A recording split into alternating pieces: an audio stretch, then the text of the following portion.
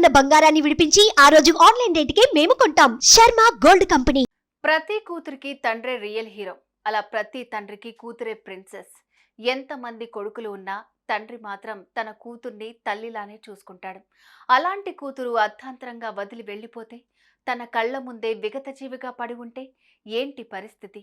ఆ పరిస్థితిలోనే ఉన్నారు నటుడు రాజేంద్ర ప్రసాద్. కూతుర్ని పోగొట్టుకుని పుట్టెడు దుఃఖంలో ఉన్నారు.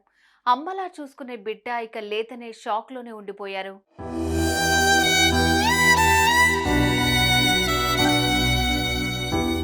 టాలీవుడ్ లో నట కిరీటిగా పేరు తెచ్చుకున్నారు రాజేంద్ర ప్రసాద్. కామెడీ చిత్రాల హీరోగా ఆయన మెప్పించారు. కామెడీ చిత్రాలైన కమర్షియల్ అంశాలు, యాక్షన్ సీన్లకి కొదవలేదని చెప్పాలి. ఎన్నో బ్లాక్ బస్టర్ హిట్స్ అందుకున్నారు రాజేంద్ర ప్రసాద్. ఒకప్పుడు స్టార్ హీరోగా రాణించిన ఆయన ఇప్పుడు బలమైన క్యారెక్టర్స్ తో మెప్పిస్తున్నారు. అలా ఆల్రౌండర్ గా పేరు తెచ్చుకున్న ఆయన ఇంట్లో ఇప్పుడు కన్నీళ్లు మిగల్లేదు. కారణం, ప్రాణంగా చూసుకునే కూతురు మృతి చెందడం.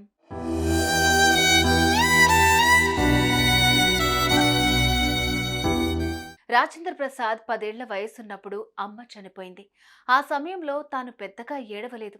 కానీ తల్లిని తన కూతుర్లో చూసుకుంటున్నానని పలుమార్లు ఆయన చెప్పారు.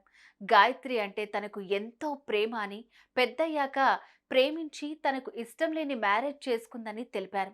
అది ఆయనకు నచ్చకపోయినప్పటికీ ఆ తర్వాత సర్దుకుపోయి కూతురుతో ప్రేమగా ఉండటం మొదలుపెట్టారు.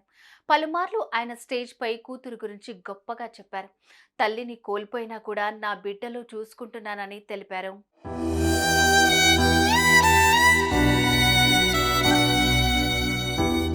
అందుకే కూతురు తన దగ్గరే ఉండేలాగా ప్లాన్ చేసుకున్నారు.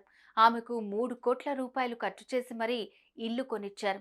కూతురు, అల్లుడు వారి పిల్లలతో అక్కడే ఉండాలని కోరారు. అంతేకాదు, ప్రతిరోజు మధ్యాహ్నం రాజేంద్ర ప్రసాద్ ఇంటి నుంచే కూతురికి భోజనం పంపేవారు. రాత్రికి మాత్రమే వారు వండుకునేవారట. కూతురు ఏ చిన్న సమస్య వచ్చిందని చెప్పినా నేనున్నాను అని భరోసా ఇచ్చేవారు రాజేంద్ర ప్రసాద్.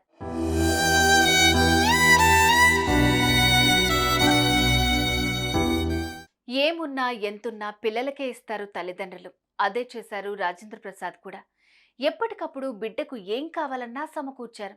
కానీ ఎవరు కళ్ళు పడ్డాయో ఏంటో, గాయత్రి రాజేంద్ర ప్రసాద్కు దూరం అయింది. అనంతలోకాలకు వెళ్ళిపోయింది.